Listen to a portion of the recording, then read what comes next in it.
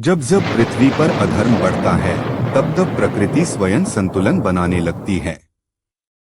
पुराणों के अनुसार हम इस समय कलियुग में जी रहे हैं, जहां लोभ, हिंसा, झूठ और स्वार्थ अपने चरम पर हैं।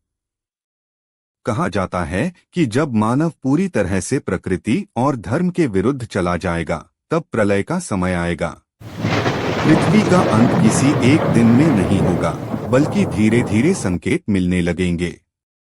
जलवायु परिवर्तन, भयानक भूकंप, समुद्र का स्तर बढ़ना, महामारी, युद्ध और प्राकृतिक आपदाएं, ये सब उसी प्रलय के संकेत माने जाते हैं। पुराणों में वर्णन है कि अंत में भगवान विष्णु का कल्कि अवतार होगा, जो अधर्म का नाश करेंगे और पृथ्वी को शुद्ध करेंगे। प्रलय के समय अग्नि, जल और वायु का प्रकोप होगा। समुद्र उफान पर होंगे, धरती कांपेगी और मानव सभ्यता का अंत हो जाएगा। लेकिन यह अंत पूर्ण विनाश नहीं होगा, बल्कि नवनिर्माण की शुरुआत होगी। जब अधर्म पूरी तरह समाप्त हो जाएगा, तब फिर से सत्ययुग का आरंभ होगा। सत्ययुग वह समय होगा जहां सत्य ही धर्म होगा, मनुष्य स्वार्थ से मुक्त होगा, कोई युद्ध नहीं होगा, कोई भेदभाव नहीं होगा। प्रकृति और मानव के बीच पूर्ण संतुलन रहेगा। कहा जाता है कि उस युग में लोग दीर्घायु होंगे, रोग नहीं होंगे और पृथ्वी फिर से स्वर्ग के समान हो जाएगी।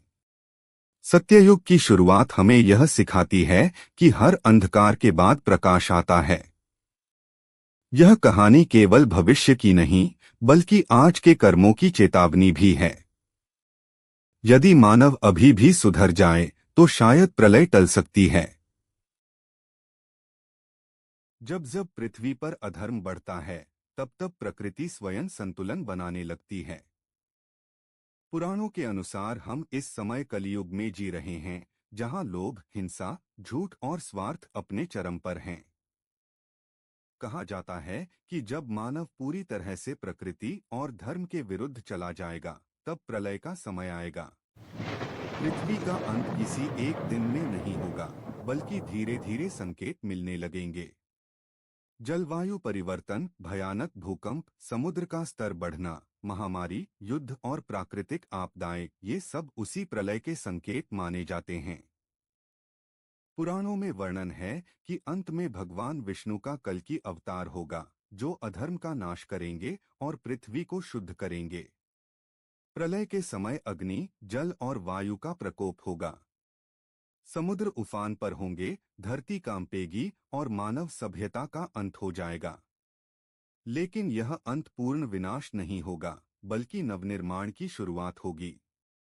जब अधर्म पूरी तरह समाप्त हो जाएगा, तब फिर से सत्ययुग का आरंभ होगा। सत्ययुग वह समय होगा जहां सत्य ही धर्म होगा, मनुष्य स्वार्थ से मुक्त होगा, कोई युद्ध नहीं होगा, कोई भेदभाव नहीं होगा।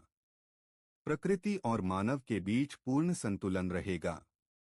कहा जाता है कि उस युग में लोग दीर्घायु होंगे, रोग नहीं होंगे और पृथ्वी फिर से स्वर्ग के समान हो जाएगी। सत्ययुग की शुरुआत हमें यह सिखाती है कि हर अंधकार के बाद प्रकाश आता है। यह कहानी केवल भविष्य की नहीं, बल्कि आज के कर्मों की चेतावनी भी है। यदि मानव अभी भी सुधर जाए, तो शायद प्रलय टल सकती है।